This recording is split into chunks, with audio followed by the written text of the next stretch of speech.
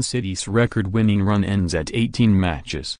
After 18 games and more than 4 months, Manchester City's record-winning run in the Premier League is finally over. That was not the only bad news for Pep Guardiola on Sunday. During the 0-0 draw at Crystal Palace, the City manager saw Gabriel Jesus sustain a leg injury that could rule out the striker for up to 2 months and then star midfielder Kevin De Bruyne get carried off on a stretcher. It remains to be seen for how long the favourite for English soccer's Player of the Year award is sidelined. But dropping points for the first time since August, and failing to score in a league game for the first time since January, might be the least of City's worries. Guardiola can at least console himself that his team heads into 2018 with a 14-point lead with 17 games remaining. Finishing the season unbeaten, emulating Arsenal's Invincibles of 2003-04, is also still a possibility. Maybe Arsene Wenger is worried about that, Guardiola said, but I tell him many times the 2004 run is for him. 13 years later, Wenger is still in the Premier League and, like Guardiola, still breaking records. The Frenchman took charge of his 811th match in the Premier League, a record in a division that was inaugurated in 1992, when Arsenal visited West Brom in the final game of 2017, and saw his team concede in the 89th minute from a disputed penalty to draw 1-1.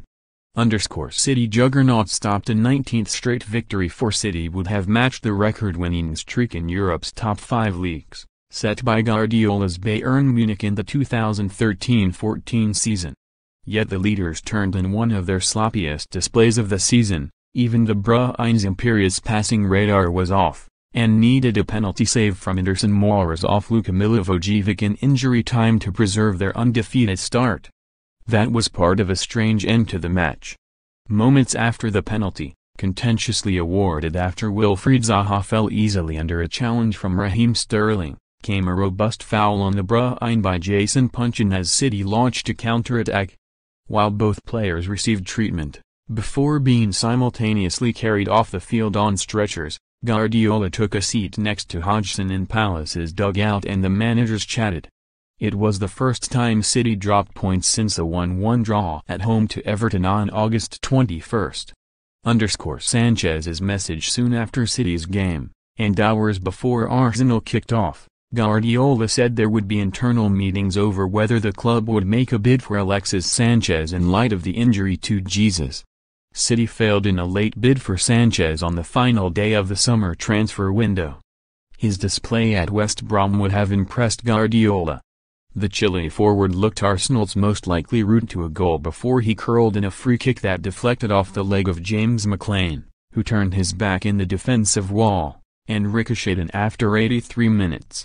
Arsenal was on course to move within a point of fourth-place Liverpool, only for the controversially awarded penalty that left Wenger furious on the touchline. Rodriguez side-footed his spot kick down the middle to earn West Brom a point. Wenger said the awarding of the penalty was difficult to accept, and complained about the standard of refereeing. He also criticized the scheduling of matches over Christmas that left Arsenal with games against Crystal Palace and West Brom in a span of less than 72 hours. West Brom had 2 more days rest than Arsenal from its last game. Steve Douglas is at www.twitter.com/Stuglis80.